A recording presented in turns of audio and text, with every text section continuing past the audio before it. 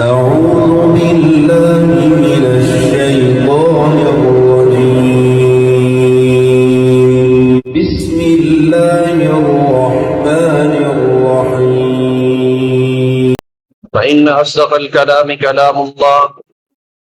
وأحسن الهدي هدي محمد صلى الله عليه وسلم وشر الأمور محدثاتها فإن كل محدثة بدعة كل بدعة ضلالة كل ضلالة في النار. أعوذ بالله السميع العليم من الشيطان الرجيم. يسألونك عن الشهر الحرام قتال فيه قل قتال فيه كبير وصد عن سبيل الله وكفر به والمسجد الحرام وإخراج أهله منه أكبر عند الله والفتنة أكبر من القتل. مختصر حمد و صلات کے بعد قابل عزت تکریم معزز سامعین کرام، اللہ تبارک اسمہ و تعالی نے قرآن کریم کی بے شمار آیات میں اس حقیقت کو ہمارے لیے واضح کیا ہے کہ کائنات کا ذرہ ذرہ اللہ تبارک اسمہ و تعالی کی ملکیت میں ہے، اور دنیا اور کائنات کی ہر چیز کا مالک حقیقی اللہ سبحانہ و تعالی ہے۔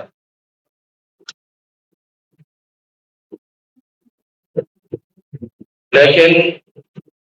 سورۃ النساء کی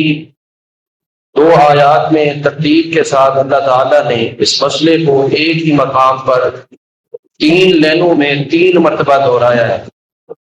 کہ ہر چیز کی ملکیت میری ہے اور تمام چیزوں کا مالک حقیقی میں۔ وَلِلَّهِ مَا فِي السَّمَاوَاتِ وَمَا فِي الْأَرْضِ، اللہ فرماتے ہیں زمین و آسمان میں جو کچھ ہے وہ مجھ اللہ کی ملکیت ہے۔ وَلَقَدْ وَصَّيْنَا الَّذِينَ أُوتُوا الْكِتَابَ مِنْ قَبْلِكُمْ وَإِيَّاكُمْ أَنِ اتَّقُوا اللَّهَ، اور میں نے تمام لوگوں کو اپنے آپ سے ڈرنے کی وصیت اور نصیحت کی۔ وَإِن تَكْفُرُوا فَإِنَّ لِلَّهِ مَا فِي السَّمَاوَاتِ وَمَا فِي الْأَرْضِ، اگر تم نے انکار کر دیا اور اللہ سے ڈرنا چھوڑ دیا پھر بھی ساری چیزیں اللہ سبحانہ و تعالیٰ کی۔ وَقَالَ اللَّهُ غَنِيًّا حَمِيدًا، اللہ تعالیٰ مکمل بے نیاز ہے اور تعریف کیا ہوا ہے۔ پھر تیسری مرتبہ فرمایا وَلِلَّهِ مَا فِي السَّمَاوَاتِ وَمَا فِي الْأَرْضِ، جو کچھ آسمان و زمین میں ہے وہ اللہ سبحانہ و تعالیٰ کا ہی ہے۔ ساری چیزیں اللہ کی ہیں، لیکن قرآن کریم میں کئی مقامات پر ہمیں ملتا ہے کہ اللہ نے کچھ چیزوں کی نسبت خاص طور پہ اپنی طرف کی ہے، اور جہاں اللہ سبحانہ و تعالیٰ کسی خاص چیز کی نسبت اپنی طرف کرے حالانکہ ساری چیزیں تو اللہ کی ہیں، تو اس چیز کی اہمیت کو اجاگر کرنا مقصود ہوتا ہے، اس کے مقام اور شان کی رفعت کا تذکرہ کرنا مقصود ہوتا ہے، اور اس چیز کی عظمت کا لوگوں کے سامنے اعلان کرنا اللہ سبحانہ و تعالیٰ کا مقصد ہوتا ہے۔ مثلا جانور جتنے ہیں اللہ سبحانہ و تعالیٰ کے ہیں، اونٹنی ہے جتنی ہے اللہ سبحانہ و تعالیٰ کی ہے، لیکن اللہ سبحانہ و تعالیٰ نے حضرت صالح علیہ السلام کی قوم کو معجزے کے طور پر سیدنا صالح علیہ السلام کو جو اونٹنی عطا کی تھی اس کی نسبت اپنی طرف کی کہ ہذہ ناقۃ اللہ لکم آیہ، یہ اللہ کی اونٹنی ہے،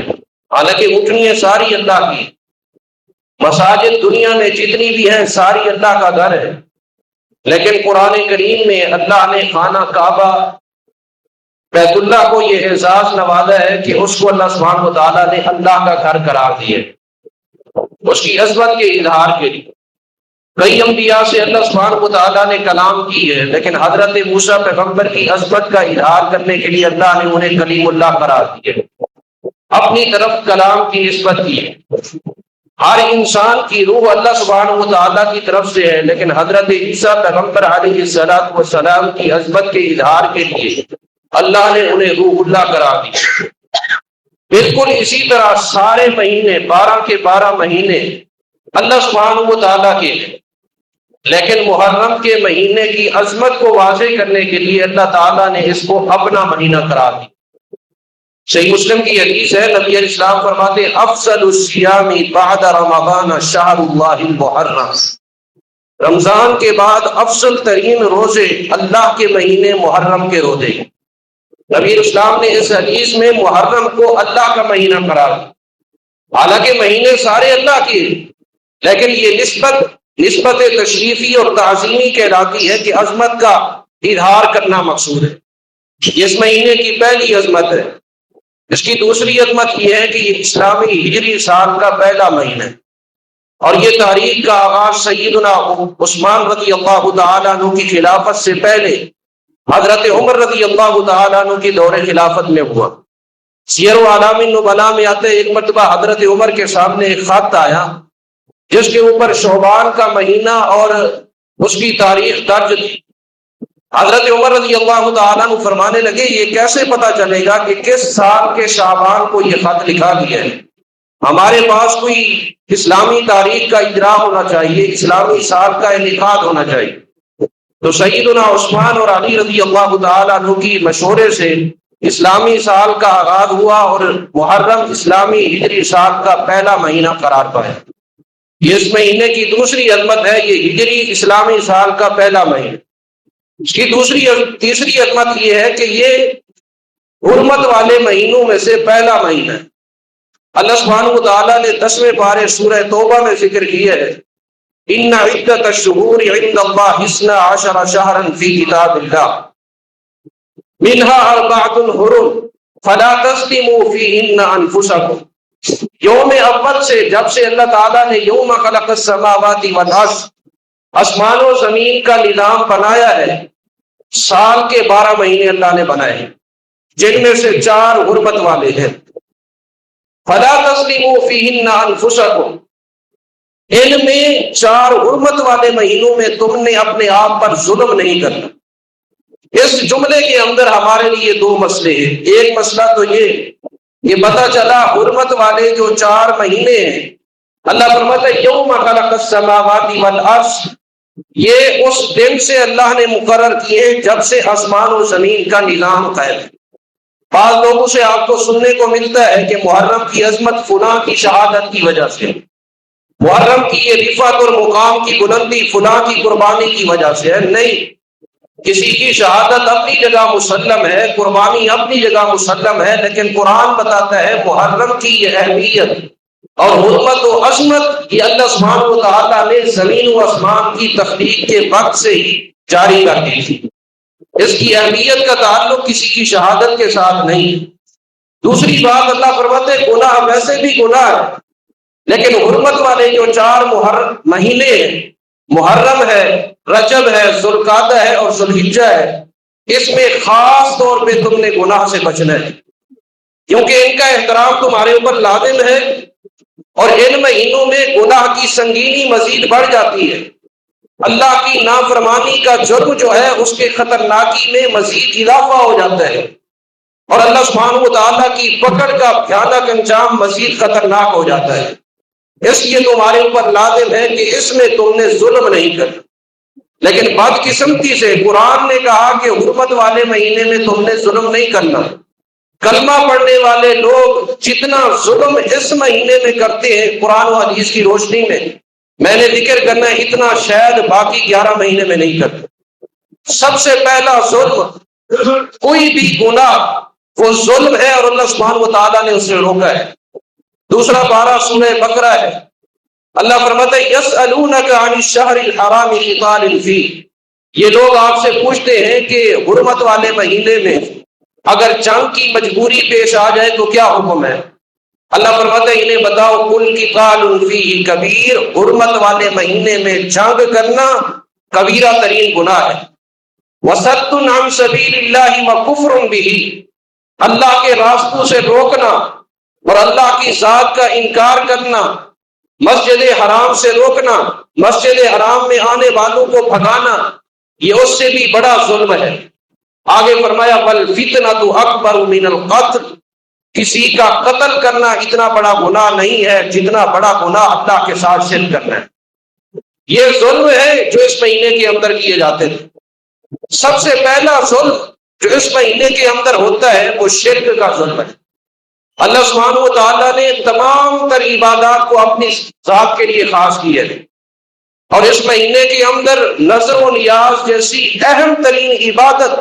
جو صرف اللہ کی ذات کے لیے خاص ہے، آپ کو گلی کوچے محلے اور بازاروں کے اندر وہ غیر اللہ کے لیے بانٹتی ہوئی نظر آتی ہے۔ اللہ سبحانہ و تعالیٰ نے تیسرے پارے سورہ آل عمران میں ذکر کیا ہے، حضرت عمران کی بیوی اللہ کے سامنے نظر مانگتی ہے، وَإِذْ قَالَتِ امْرَأَتُ عمران رب انی نذرت لک ما فی بطنی محررا، اے اللہ میں نذر تیرے لیے مان رہی ہوں کہ میرے پیٹ کے اندر جو بچہ ہے جب وہ پیدا ہوگا میں تجھے تیرے راستے میں وقف کر دوں گی، تیری عبادت کے لیے، تیرے دین کی خدمت کے لیے۔ حضرت عمران کی بیوی اللہ کے لیے نظر مانگتی ہے، اور شریعت نے نظر و نیاز کے حوالے سے اتنا پابند کیا کہ اگر نظر اللہ کے لیے ہو، لیکن اگر کسی ایسے موقع یا ایسی جگہ پر کی جا رہی ہو جہاں پر غیر کی نظر بھی مانی جاتی ہے تو وہ نظر بھی تم نے پوری نہیں کرنی۔ جہاں پر غیر کی نظر مانی جاتی ہے وہاں پر اللہ کی نظر بھی پوری نہیں کرنی، تاکہ شبہ پیدا نہ ہو، شک پیدا نہ ہو۔ مسند احمد کی حدیث ہے، نبی علیہ الصلوۃ والسلام کے پاس ایک آدمی آیا، کہنے لگا میں نے نظر مانی تھی کہ مقام بوانا پر ایک اونٹ نہر کروں گا۔ اللہ کے نبی صلی اللہ علیہ وسلم نے دو سوال کیے، فرمایا هل كان فيها عيد من اعيادهم، کیا مقام بوانا پر مشرکین کے میلوں میں سے اور ان کی عبادت کے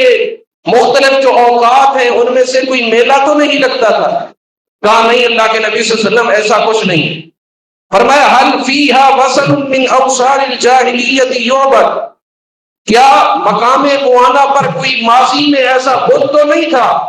گزرے ہوئے زمانے میں جس کی عبادت کی جاتی ہو؟ کہنے لگا نہیں۔ آپ نے فرمایا آپ اپنی نظر پوری کر، فَإِنَّهُ لَا وَفَاءَ لِنَظْرٍ فِي مَعْصِيَةِ الْخَالِقِ، جو اللہ کی نافرمانی میں نظر ہو اس کو پورا نہیں کرتے۔ اللہ کے علاوہ کسی کے نام پر ذبح کرنا، کسی کے نام کی سبیل لگانا، اللہ کے علاوہ کسی کے نام پر دینا یا لینا، اس سب کو اللہ نے حرام قرار دیا۔ فرمایا انما حرم علیکم المیتۃ والدم ولحم الخنزیر، جیسے تمہارے اوپر مردار حرام ہے، جیسے تمہارے اوپر سود کا گوشت حرام ہے، جیسے تمہارے اوپر بہنے والا خون حرام ہے، ویسے ہی وما اہل بہ لغیر اللہ، غیر اللہ کی نظر و نیاز بھی تمہارے لیے حرام ہے۔ اس قدر سخت معاملہ ہے، اور یہ اس مہینے میں عمومی طور پہ کیا جاتا ہے۔ اللہ ہمیں اس سے محفوظ فرمائے۔ دوسری وجہ اور دوسرا گناہ جو اس مہینے میں ہوتا ہے وہ گناہ ہے ماتم کا گناہ۔ نبی علیہ الصلوۃ والسلام فرماتے ہیں، صحیح مسلم کی حدیث ہے، لیس منا من ضرب الخدود وشق الجیوب ودعا بدعوى الجاہلیہ، اس شخص کا میرے ساتھ کوئی تعلق نہیں جو مصیبت اور پریشانی کے وقت اپنے گریبان کو پھاڑے اور اپنا گریبان چاک کرے، اپنے رخسار پر تماچے مارے یا مار پیٹ کرے، ودعا بدعوى الجاہلیہ، اور جاہلیت کی پکار کو اپنائے۔ محمد کریم صلی اللہ علیہ وسلم کا اس کے ساتھ کوئی تعلق نہیں۔ مسند احمد کی حدیث ہے، آپ نے فرمایا جو ماتم کرنے والی ہے، نوحہ کرنے والی ہے، بیان کرنے والی ہے، اور چیخ و پکار کے ساتھ وویلا کر کے دھاڑے مارنے والی ہے، اس پر بھی اللہ کی لعنت ہے، اور جو اس آواز کو شوق سے سننے والے ہیں ان پر بھی اللہ کی لعنت ہے۔ بعض اوقات ہم بے دھیانی میں فیس بک کے اوپر ایسے لوگوں کو شوق اور شوق سے دیکھتے ہیں، ان کا دیکھنا بھی حرام کا ذریعہ ہے اور گناہ کا باعث ہے۔ نبی علیہ الصلوۃ والسلام کی حدیث ہے مسند احمد میں، فرمایا صوتان ملعونان فی الدنیا والآخرہ، دو آوازیں ہیں اللہ نے ان پر دنیا اور آخرت میں لعنت کر دی ہے۔ وہ دو آوازیں کیا ہے؟ فرمایا صوت مزمار عند نعمہ، جب اللہ کی طرف سے نعمت یا خوشی آئے، ڈھول اور باجے کی آواز کو بجانا اور استعمال کرنا اللہ کی لعنت کا ذریعہ ہے۔ اور آپ نے فرمایا وصوت رنۃ وویل عند المصیبہ، جب اللہ کی طرف سے آزمائش، پریشانی، مصیبت اور غم آئے اس وقت ماتم کرنا، نوحہ کرنا، بیان کرنا اور اس قدر چیخ و پکار کرنا، زور زور سے چلانا، یہ بھی اللہ کی لعنت کا ذریعہ ہے۔ یہاں تک نبی علیہ الصلوۃ والسلام کی احادیث ہیں، اور سیدنا علی رضی اللہ تعالی عنہ اور سیدہ فاطمہ رضی اللہ تعالی عنہ، جن کے ساتھ ہم محبت کو لازم قرار دیتے ہیں، اور یہ سمجھتے ہیں کہ دنیا و آخرت کی ہر کامیابی کے لیے اس جوڑے سے محبت کرنا بنیاد، اساس اور بیس ہے، اور بندہ اس وقت تک جنت میں داخل نہیں ہو سکتا جب تک اس کا دل سیدنا علی رضی اللہ تعالی عنہ اور سیدہ فاطمہ رضی اللہ تعالی عنہ کی محبت سے لبریز نہ ہو۔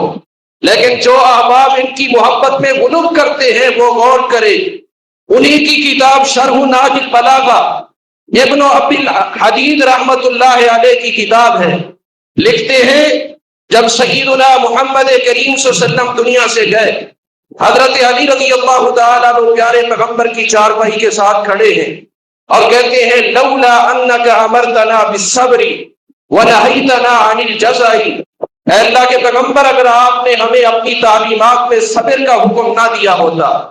جزا فضا اور بیان کرنے، ماتم اور نوحہ کرنے سے روکا نہ ہوتا، لانفضنا علیک ماء الشحون، تو آج ہم زور زور سے چلا کر کے ماتم اور نوحہ کر کے اپنی آنکھوں اور دماغ کا پانی ختم کر دیتے۔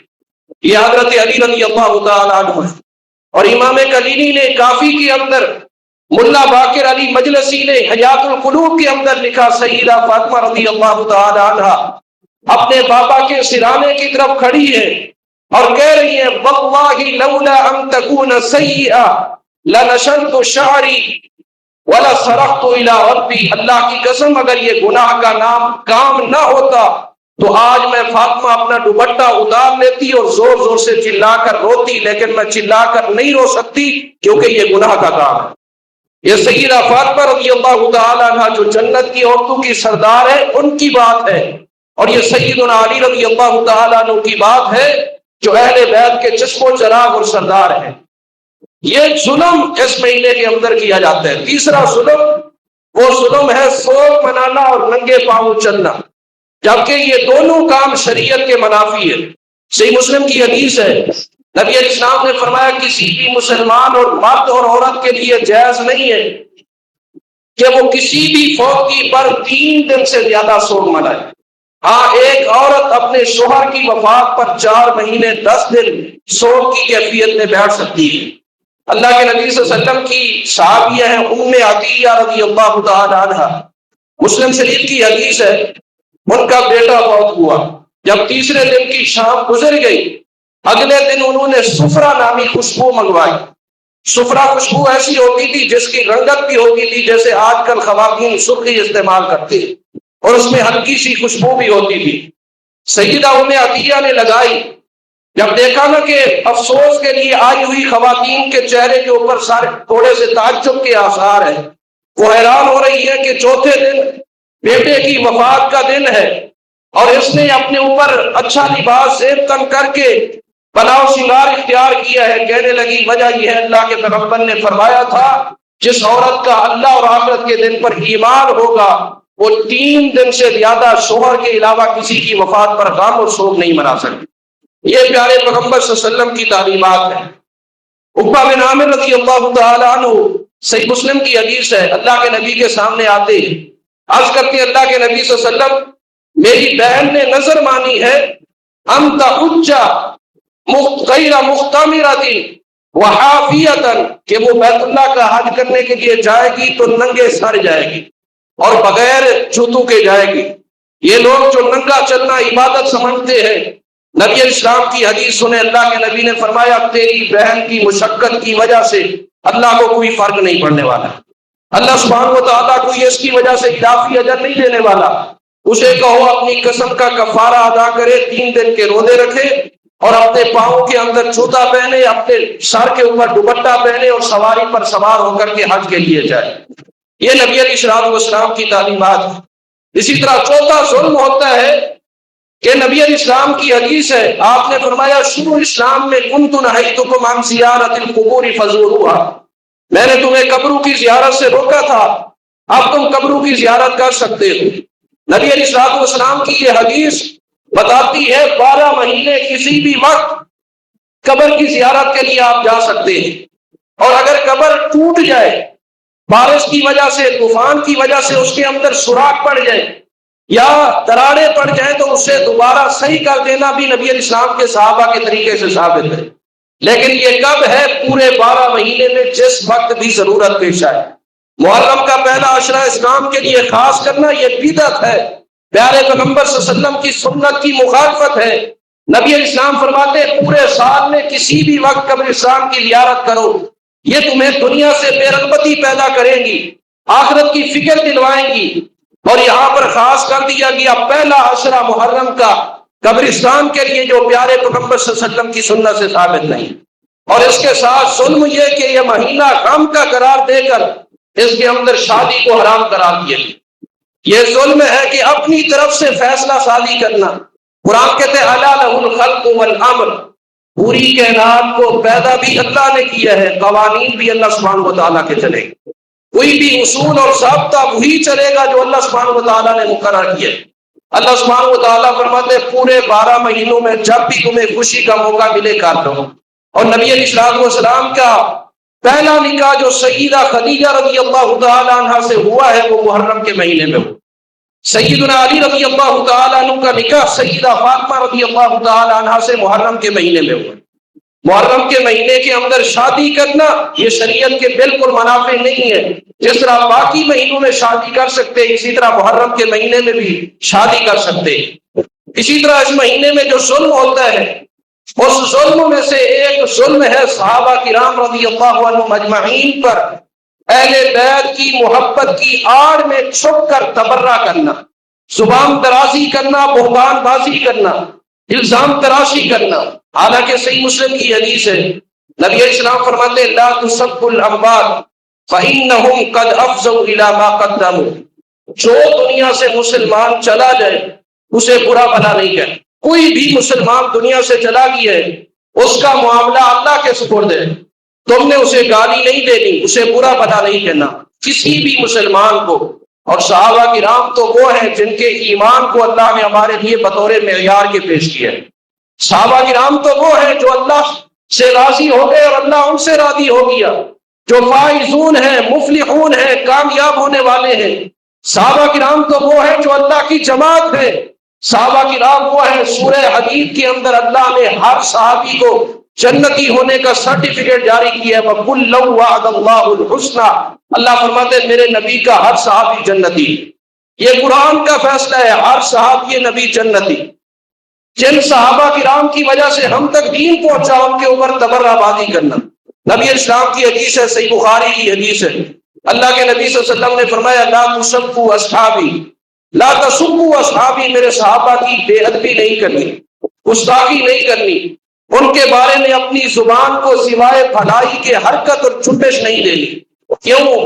فرمایا فَلَوْ أَنَّ أَحَدَكُمْ أَنفَقَ مِثْلَ أُحُدٍ ذَهَبًا مَا بَلَغَ مُدَّ أَحَدِهِمْ وَلَا نَصِيفَهُ، دنیا کا کوئی مسلمان اگر احد پہاڑ کے برابر سونا اللہ کے راستے میں خرچ کرے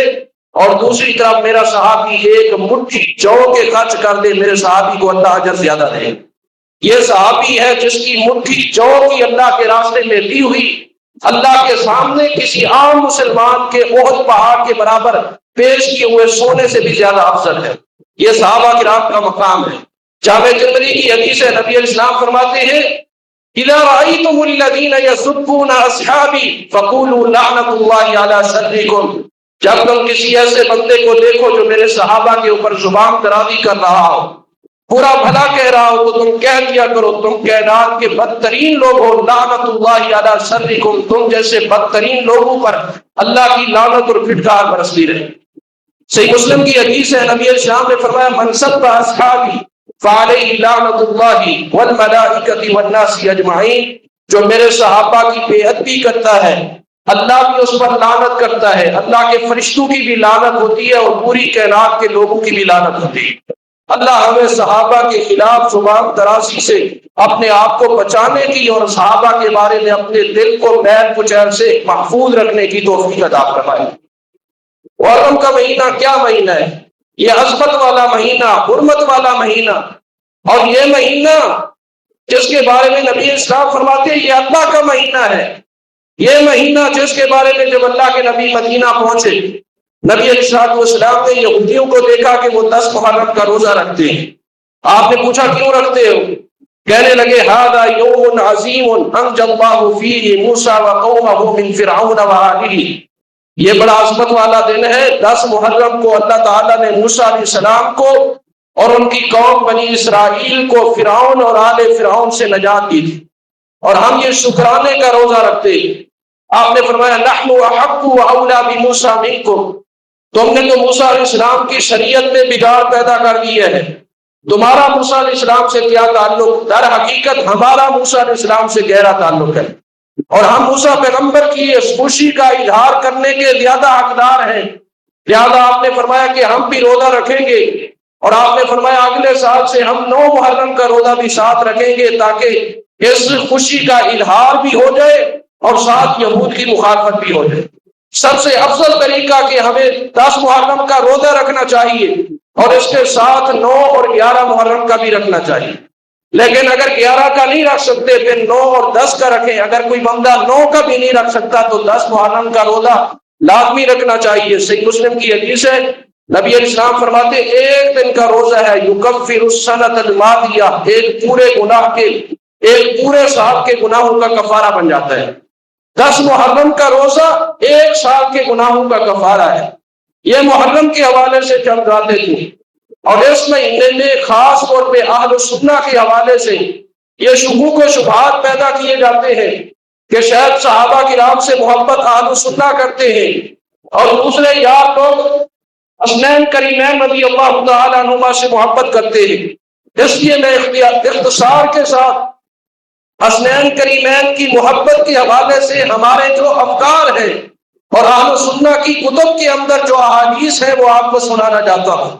اور آپ ساتھیوں کے ذہن کے اندر آنے والے اس وسوسے کو، اور اگر کوئی فتنہ باز یہ اشکال ڈالے کہ اہل بیت سے ان کی محبت نہیں ہے، اس کے خاتمے کے حوالے سے پیارے پیغمبر کی احادیث آپ کی سماعت کے حوالے کرنا چاہتا ہوں۔ دیکھیے حسن و حسین کی عظمت اس سے بڑھ کر کیا ہوگی۔ ایک بچہ پیدا ہوتا ہے، اس کا نام خاندان کا بڑا رکھتا ہے، وہ خوش نصیب ہے۔ وہ بچہ خوش قسمت ہے جس کا نام وقت کا محدث امام اور فقیہ رکھے۔ وہ بندہ بڑا سعادت مند ہے جس کا نام وقت کا نبی رکھے۔ لیکن حسن و حسین رضی اللہ تعالیٰ عنہما کی عظمت کے کیا کہنے، جن کا نام نبی علیہ السلام نے نہیں رکھا، اللہ سبحانہ و تعالیٰ نے رکھا ہے۔ مجمع الزوائد اور منبع الفوائد کی روایت ہے، سیدنا علی رضی اللہ تعالیٰ عنہ فرماتے ہیں جب بڑا بیٹا حسن پیدا ہوا میں نے ان کا نام حمزہ رکھا، اپنے چچا حمزہ کے نام پر۔ جب دوسرا بیٹا حسین پیدا ہوا رضی اللہ تعالیٰ عنہ میں نے ان کا نام حسین کے چچا کے نام پر جعفر رکھا، یعنی اپنے بھائی کے نام پر۔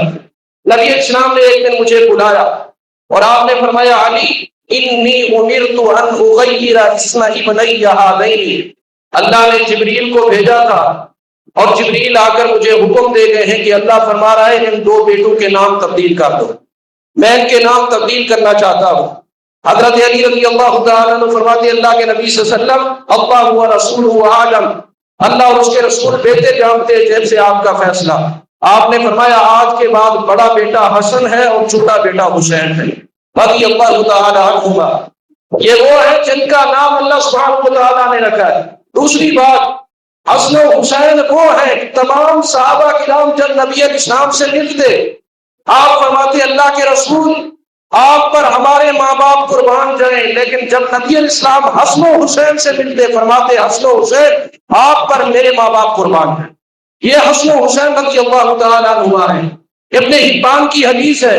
سیدنا عبداللہ بن مسعود رضی اللہ تعالیٰ عنہ راوی ہیں،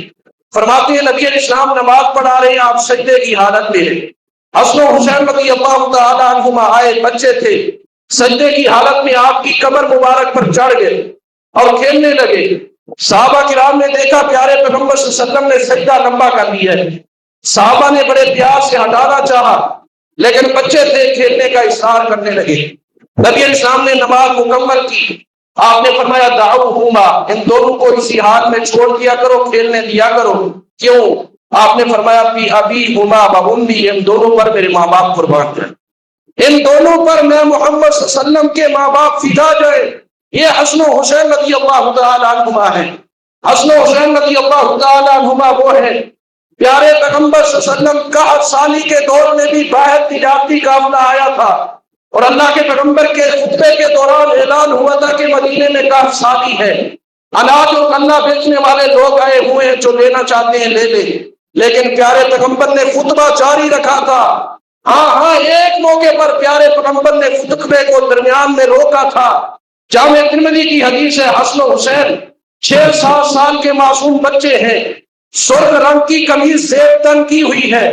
اور اللہ کے پیغمبر صلی اللہ علیہ وسلم کی طرف آ رہے ہیں خطبے کے دوران۔ نبی علیہ السلام نے دیکھا کبھی کھڑے ہوتے ہیں، کبھی گر پڑتے ہیں، کبھی چلتے ہیں، کبھی لڑکھڑا کر گر پڑتے ہیں۔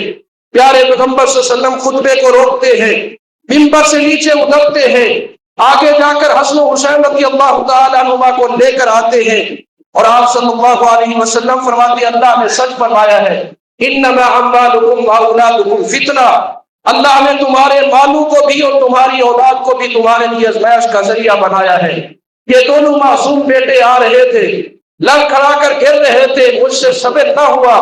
حتی قطعت حدیثی ورفعتہما، میں نے خطبے کو درمیان میں روکا اور جا کر ان کو اپنے بازو میں اٹھا لیا۔ یہ پیارے پیغمبر صلی اللہ علیہ وسلم کے محبوب ہے، جامع ترمذی کی حدیث ہے، اور یہ حدیث مسند احمد میں بھی آتی ہے۔ حضرت معاویہ بن ابی سفیان رضی اللہ تعالیٰ عنہما فرماتے ہیں، ایک دن میں نے پیارے پیغمبر صلی اللہ علیہ وسلم کو دیکھا، رأیت رسول اللہ صلی اللہ علیہ وسلم یمس لسانہ وشفتیہ، آپ نے حضرت حسن کو اپنے بازو پر بٹھایا ہوا ہے، اور پیار و محبت سے حسن کی زبان اور ہونٹ پیارے پیغمبر صلی اللہ علیہ وسلم چوس رہے ہیں۔ معاویہ کہتے ہیں اس دن سے میں نے عقیدہ بنا لیا تھا کہ جن ہونٹوں اور زبان کو پیارے پیغمبر چھوئے انہیں دنیا و آخرت میں کبھی عذاب نہیں مل سکتا، جہنم کی آگ انہیں نہیں چھو سکتی۔ یہ حسن و حسین رضی اللہ تعالیٰ عنہما ہے، جن کے بارے میں حدیث میں آتا ہے نبی رحمت صلی اللہ علیہ وسلم نے فرمایا ھذا الحسن منی وانا من الحسن، اور جامع ترمذی کی حدیث ہے حسین منی وانا من حسین، حسین میں محمد صلی اللہ علیہ وسلم کا حصہ ہے اور میں حسین میں سے ہوں۔ میرا تعلق اور حسین کا تعلق اتنا گہرا ہے کہ میں حسین ہوں اور حسین محمد صلی اللہ علیہ وسلم کے جسم کا حصہ ہے۔ یہ پیارے پیغمبر صلی اللہ علیہ وسلم کی محبت ہے۔ حسن و حسین رضی اللہ تعالیٰ عنہما سے ہمیں محبت کیوں نہ ہو، وہ اللہ سبحانہ و تعالیٰ کے محبوب ہے۔ مسند احمد کی حدیث ہے، نبی علیہ السلام مسجد نبوی میں حسن و حسین رضی اللہ تعالیٰ عنہما کو لاتے ہیں، آپ نے سامنے بٹھایا اور فرمایا اللہم انی احبہما فاحبہما واحب من یحبہما، اے اللہ میں حسن و حسین سے محبت کرتا ہوں، تو بھی حسن و حسین سے محبت فرما، اور دنیا کا جو شخص حسن و حسین سے محبت کرے تو اس کو اپنا محبوب بنا لے۔ حسن و حسین سے پیار کرنے والا رضی اللہ عنہما اللہ کا پیارا ہے، اللہ اس سے محبت کرتا ہے جو حسن و حسین سے محبت کرتا ہے۔ اور ابن ماجہ کی حدیث ہے، نبی علیہ السلام فرماتے ہیں من احب الحسن والحسین فقد احبنی، جو شخص میں محمد صلی اللہ علیہ وسلم سے سچی محبت کا دعوے دار ہے اس کو مجھ سے سچی محبت ثابت کرنے کے لیے پہلے حسن و حسین سے محبت کرنی پڑے۔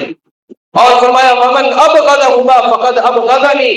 جو محمد صلی اللہ علیہ وسلم کے نواسوں سے نفرت کرتا ہے اس نے حسن و حسین سے نفرت نہیں کی، محمد صلی اللہ علیہ وسلم سے نفرت کی ہے۔ اس نے اپنے دل کے اندر سینے کے اندر حسن و حسین کی بغض نہیں پالا ہوا، پیارے پیغمبر صلی اللہ علیہ وسلم کا بغض پالا ہوا ہے۔ صحیح مسلم کی حدیث ہے، حسن و حسین رضی اللہ تعالیٰ عنہما کی عظمت کے کیا کہنے۔ حضرت عبداللہ بن عمر رضی اللہ تعالیٰ عنہ بیت اللہ کے مطاف میں بیٹھے ہوئے، ایک کوفی بندہ آیا پوچھنے لگا کہ اگر کوئی بندہ احرام کی حالت میں ہو اور احرام کی حالت میں اس سے مچھر یا مکھی مر جائے تو اس کے اوپر کیا کفارہ، جرمانہ اور کیا فدیہ لاگو ہوگا؟ حضرت عبداللہ بن عمر کی آنکھوں میں آنسو آ گئے، فرمانے لگے کوفہ والوں تم مچھر کے مرنے کی فدیہ اور ٹیکس پوچھتے ہو، اس کا بدلہ پوچھتے ہو، تم نے حضرت فاطمہ رضی اللہ تعالیٰ عنہ کے لفظ جگر اور پیارے پیغمبر صلی اللہ علیہ وسلم کے نواسے کو بے دردی سے شہید کر دیا تھا، جبکہ میں نے پیارے پیغمبر سے سنا تھا آپ فرما رہے تھے ہما ریحانتا من الدنیا، حسن و حسین رضی اللہ تعالی عنہما میری جنت کے دو پھول ہیں، میری دنیا کے دو پھول ہیں۔ حسن و حسین رضی اللہ تعالی عنہما سے اتنا پیارے پیغمبر صلی اللہ علیہ وسلم کو محبت کہ آپ فرماتے ہیں اللہ نے ایک اسپیشل فرشتہ میری طرف بھیجا ہے، جو فرشتہ اس سے پہلے میرے پاس نہیں آیا تھا، جامع ترمذی کی حدیث ہے، اس نے آ کر مجھے بتایا ہے سیدہ شباب اہل الجنہ، حسن و حسین رضی اللہ تعالی عنہما جنت کے نوجوانوں کے سردار ہیں۔ جنت کے نواب اور چودھری ہیں، جنت کے جتنے جوان ہیں حسن و حسین رضی اللہ تعالیٰ عنہما ان کے سردار ہیں۔ یہ پیارے پیغمبر صلی اللہ علیہ وسلم کے اتنے محبوب کہ آپ ان کا عقیقہ اپنی طرف سے کرتے ہیں، دو دو مہینے حسن و حسین رضی اللہ تعالیٰ عنہما کے عقیقے میں آپ سبا فرماتے ہیں۔ حسن و حسین رضی اللہ تعالیٰ عنہما کے اللہ کے پیارے پیغمبر صلی اللہ علیہ وسلم سے اتنا محبت اور نبی علیہ السلام کے اتنا محبوب، جامع ترمذی اور مستدرک حاکم کی حدیث ہے، نبی علیہ السلام ایک دن فجر کی نماز کے بعد اشراق کی نماز پڑھ کے سیدہ فاطمہ رضی اللہ تعالیٰ عنہ کے گھر تشریف لے گئے۔ پوچھا میرے نواسے، میرے بیٹے کہاں ہیں؟ فرمانے لگی اپنے بابا سیدنا علی رضی اللہ تعالیٰ عنہ کے ساتھ باہر کھیلنے کے لیے گئے ہیں۔ نبی علیہ السلام ڈھونڈتے ڈھونڈتے گئے، ترمذی کے الفاظ ہیں ایک چھوٹا سا تالاب اور چشمہ ہے، اس کے کنارے یہ دونوں بچے کھیل رہے ہیں اور کھجور خشک کے چند دانے ان کے سامنے رکھے ہوئے ہیں جو کھا رہے ہیں۔ حضرت علی رضی اللہ تعالیٰ عنہ سامنے بیٹھ کر دیکھ رہے ہیں۔ نبی علیہ السلام تھوڑی دیر ان بچوں کے ساتھ لاڈ پیار کرتے رہے، پھر آپ جب گھر واپس لوٹنے لگے آپ نے فرمایا یا علی الا تقلب ابنی قبل الحر، اے علی گرمی کا موسم ہے، سورج کی تپش سے پہلے پہلے میرے پیارے لاڈلوں کو گھر لے جانا،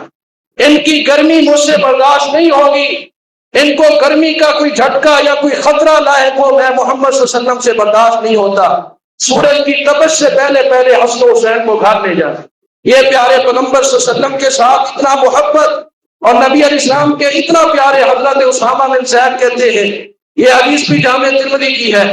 ایک دن مغرب کی نماز کے بعد میں پیارے پیغمبر صلی اللہ علیہ وسلم کے گھر گیا، کوئی مسئلہ پوچھنا تھا،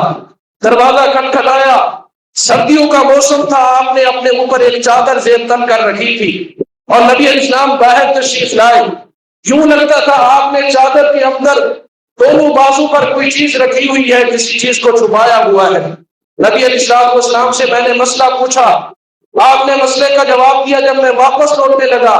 میں نے پوچھا اللہ کے نبی یہ آپ کے پاس کیا ہے؟ آپ نے پیار کے ساتھ دونوں کی چادر ہٹائی تو ایک بازو پر حسن تھے اور دوسرے بازو پر حسین تھے، اور آپ فرمانے لگے ہما ابنا یا وابنتی، یہ دونوں میرے بیٹے ہیں اور میری بیٹی کے بیٹے ہیں۔ یہ پیارے پیغمبر صلی اللہ علیہ وسلم کو حسن و حسین رضی اللہ تعالیٰ عنہ سے محبت ہے، ہمیں ان دو شہزادوں کے ساتھ محبت کیوں نہ ہو؟ حضرت ابو ہریرہ رضی اللہ تعالیٰ عنہ کہتے ہیں، طبرانی کبیر کی حدیث ہے، ایک دن پیارے پیغمبر گھر سے باہر آئے اور نبی علیہ السلام نے ایک بازو پر حسن کو رکھا ہوا ہے، دوسرے بازو پر حسین کو رکھا ہوا ہے، وَهُوَ يَسْأَمُ هَذَا مَرَّةً وَهَذَا مَرَّةً، کبھی آپ اس کا بوسہ لیتے ہیں، کبھی پیار سے آپ اس کا بوسہ لیتے ہیں، کبھی آپ اس کا بوسہ لیتے ہیں، کبھی اس کا بوسہ لیتے ہیں۔ یہ پیارے پیغمبر صلی اللہ علیہ وسلم کے محبوب اور اللہ کے پیارے پیغمبر صلی اللہ علیہ وسلم کو اتنا پیارے کہ نبی علیہ السلام نے ایک دن بلایا، ابن ماجہ کی حدیث ہے، سیدنا علی کو، سیدہ فاطمہ رضی اللہ تعالی عنہا کو، حسن و حسین کو، اور فرمایا آج میں دو انداز میں اپنی امت کو پیغام دینا چاہتا ہوں، انا حرب لمن حاربت، جو شخص تم سے جھگڑا کرے گا میں محمد صلی اللہ علیہ وسلم کا اس کے ساتھ جھگڑا ہے، وَسِلْمٌ لِمَنْ صَادَمْتُمْ، جن بندوں کی تمہارے ساتھ صلح ہوگی میں محمد صلی اللہ علیہ وسلم کی بھی ان کے ساتھ صلح ہوگی۔ یہ پیارے پیغمبر صلی اللہ علیہ وسلم نے اس حدیث میں محبت کا اینڈ بتا دیا کہ میری محبت، میرے تعلق، میری مودت، میرے یارانہ اس بندے کے ساتھ ہوگا جو حسن و حسین کے ساتھ تعلق رکھتا ہے، جن کا ان کے ساتھ اختلاف ہے میرا ان کے ساتھ کوئی تعلق نہیں۔ صحابہ کرام حسن و حسین رضی اللہ تعالیٰ عنہ سے اس لیے ٹوٹ کر محبت کرتے تھے۔ صحیح بخاری کی حدیث ہے، حضرت ابو بکر صدیق رضی اللہ تعالیٰ عنہ کا دور خلافت ہے، ابو بکر صدیق گزر رہے تھے، دیکھا کہ حسن رضی اللہ تعالیٰ عنہ کھیل رہے ہیں، سیدنا علی رضی اللہ تعالیٰ عنہ بھی ساتھ تھے۔ حضرت ابو بکر صدیق نے حسن کو اپنے بازو میں لے کر اٹھا لیا اور ساتھ ہی فرمانے لگے بھی ابھی میرا باپ حسن پر قربان جائے، شبیہ بالنبی لا شبیہ بعلی، علی شکل و صورت اور اخلاق و کردار میں پیارے پیغمبر کے ساتھ زیادہ مشابہت رکھتا ہے، اتنی شکل و صورت اور اخلاق و کردار میں حضرت علی سے مشابہت نہیں ہے۔ بخاری شریف کھولے وعلی یضحک، ابو بکر صدیق کے محبت و پیار کے یہ جملے سن کر حضرت علی مسکرا رہے تھے۔ یہ حضرت ابو بکر صدیق کی حضرت حسن رضی اللہ تعالیٰ عنہ سے محبت ہے۔ سیدنا عمر رضی اللہ تعالیٰ عنہ جب خلیفہ بنے تب قابل سعد کی روایت ہے، حضرت عمر رضی اللہ تعالیٰ عنہ نے بدر والوں کے 5000 درہم سالانہ وظیفہ مقرر کیا تھا۔ سالانہ 5000 خرچہ انہیں دیا جائے گا جنہوں نے بدر میں شرکت کی تھی۔ حضرت حسن و حسین رضی اللہ تعالی عنہما کا بھی 5000 درہم وظیفہ مقرر کر دیے۔ حالانکہ حضرت حسن رضی اللہ تعالی عنہ کی پیدائش بدر والے سال میں ہوئی ہے اور حضرت حسین رضی اللہ تعالی عنہ تو بدر سے اگلے سال میں پیدا ہوئے۔ جس سال حضرت حسین پیدا ہوئے اس سال بدر کی جنگ ہو چکی تھی، اور جس سال حضرت حسن پیدا ہوئے اسی سال بدر کی جنگ ہوئی ہے، یعنی دونوں بچوں نے بدر میں شرکت نہیں کی۔ حضرت عبداللہ بن عمر امیر عمر کے بیٹے کہنے لگے، اللہ کے پیغمبر صلی اللہ علیہ وسلم کے صحابی ہیں عبداللہ بن عمر، کہنے لگے بابا مجھے پیسوں سے کوئی سروکار نہیں ہے، لیکن دل میں ایک اشکال ہے، پریشانی ہے کہ کہیں میں حسن و حسین سے دینداری میں، دین کے حوالے سے قربانیوں میں پیچھے تو نہیں رہ گیا، اس لیے میرا وظیفہ آپ نے ان کے برابر مقرر نہیں کیا۔ حضرت عمر رضی اللہ تعالی عنہ جواب دیتے ہیں، عبداللہ اگر تو نے حسن و حسین کا مقابلہ کرنا ہے ائتنی بِأَبٍ كَأَبِيهِمَا، پہلے حسن و حسین کے باپ جیسا علی میرے پاس اپنا باپ ثابت کر، وَأَتِنِي بِأُمٍّ كَأُمِّهِمَا، اگر حسن و حسین کا مقابلہ کرنا ہے سیدنا حسن و حسین کی ماں سیدہ فاطمہ رضی اللہ تعالی عنہ کی ماں جیسی ماں ثابت کر، وَأَتِنِي جَدٍّ بِجَدِّهِمَا، اگر حضرت حسن و حسین رضی اللہ تعالی عنہما کا مقابلہ کرنا ہے پہلے اپنا نانا حسن و حسین رضی اللہ تعالی عنہما کے نانے جیسا ثابت کر۔ جب تیرا باپ حسن و حسین کے باپ جیسا نہیں ہو سکتا، جب تیری ماں حسن و حسین رضی اللہ تعالی عنہما کی ماں جیسی نہیں ہو سکتی، جب تیرا نانا حسن و حسین رضی اللہ تعالی عنہما کے نانے کی عصمت کا مقابلہ نہیں کر سکتا تو تیری بات حضرت حسن و حسین رضی اللہ تعالی عنہ کے مقابلے میں کیسے ہو سکتی ہے؟ سیر اعلام النبلاء کی روایت ہے، ایک مرتبہ حضرت حسن و حسین رضی اللہ تعالی عنہما کے ساتھ عمر کے پیار کو دیکھیے۔ حضرت عمر کے پاس کچھ کپڑے آئے، انہوں نے نوجوان لڑکوں کو تقسیم کیے جو صحابہ کے بچے تھے، لیکن ان میں کوئی سوٹ ایسا نہیں تھا جو حسن و حسین رضی اللہ تعالی عنہما کے شیان شان ہو۔ ایک بندہ اسپیشل طور پہ یمن کی طرف بھیجا اور یمن کا بہترین کپڑا منگوا کر کے سلوا کر کے امیر عمر رضی اللہ تعالی عنہما نے حسن و حسین کو پہنایا اور فرمانے لگے الآن طابت نفسی، جب یہ خوبصورت سوٹ حسن و حسین رضی اللہ تعالی عنہما نے زیب تن کیا ہے اب جا کر میرے دل کو ٹھنڈک اور قرار پہنچی ہے، اب جا کر میرا دل خوش ہوا ہے۔ اللہ ہمیں بھی حسن و حسین رضی اللہ تعالی عنہما سے ان جیسی محبت کرنے کی توفیق عطا فرمائے۔ ایک دو باتیں سنا کر بات ختم کرتا ہوں۔ حضرت ابو ہریرہ رضی اللہ تعالی عنہ حضرت حسن و حسین رضی اللہ تعالی عنہما سے کیسی محبت ہے۔ تاریخ دمشق اور تاریخ ابن عساکر کی حسن درجے کی روایت ہے، ایک دن حضرت ابو ہریرہ رضی اللہ تعالی عنہ ایک عورت کا جنازہ پڑھا کر واپس آ رہے تھے۔ مسجد مدینہ سے نواحی علاقے میں جنازہ تھا اور حضرت حسین رضی اللہ تعالی عنہ بھی ساتھ تھے۔ سیدنا ابو ہریرہ رضی اللہ تعالی عنہ اور حضرت حسین تھوڑی دیر آرام کرنے کے لیے ایک سائے کے نیچے بیٹھتے ہیں۔ حضرت ابو ہریرہ نے اپنی چادر اتاری اور پگڑی کے ساتھ حضرت حسن رضی اللہ تعالی عنہ اور حضرت حسین رضی اللہ تعالی عنہ کے جوتے صاف کرنے لگے۔ حضرت حسین رضی اللہ تعالی عنہ کہتے ہیں محدث امت ماذا تفعل، یہ آپ کیا کر رہے ہیں؟ حضرت ابو ہریرہ کہتے ہیں خاموش ہو جائیے، جو مقام آپ کا میں جانتا ہوں، لو یعلم الناس ما اعلم، اگر پیارے پیغمبر کی وہ محبت تمام لوگوں کو پتہ چل جائے، لرفعوک علی اعناقہم، تو وہ سارے لوگ آپ کو اپنی گردنوں پر اٹھائے پھرے۔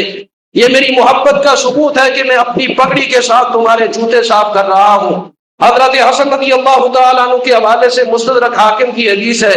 حضرت ابو ہریرہ رضی اللہ تعالیٰ عنہ ایک دن حسن کی خدمت میں پیش ہوتے ہیں، عرض کرتے ہیں اللہ کے نبی صلی اللہ علیہ وسلم کے نواسے، میں نے پیارے پیغمبر کو دیکھا تھا، وہ آپ کے پیٹ مبارک پر بوسہ دے رہے تھے، اگر شفقت فرمائے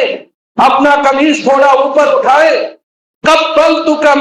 مکان الذی قبل رسول اللہ صلی اللہ علیہ وسلم، میرا ارادہ ہے میں اسی جگہ بوسہ دوں جہاں پیارے پیغمبر صلی اللہ علیہ وسلم بوسہ دیا کرتے تھے۔ حضرت حسن رضی اللہ تعالیٰ عنہ نے قمیص مبارک اٹھائی، حضرت ابو ہریرہ رضی اللہ تعالیٰ عنہ نے پیٹ کے اوپر بوسہ دے کر فرمایا اسی جگہ پر پیارے پیغمبر صلی اللہ علیہ وسلم نے بوسہ دیا تھا۔ اللہ ہم سب کو زندہ رکھے حسن و حسین رضی اللہ تعالیٰ عنہ کی محبت پر،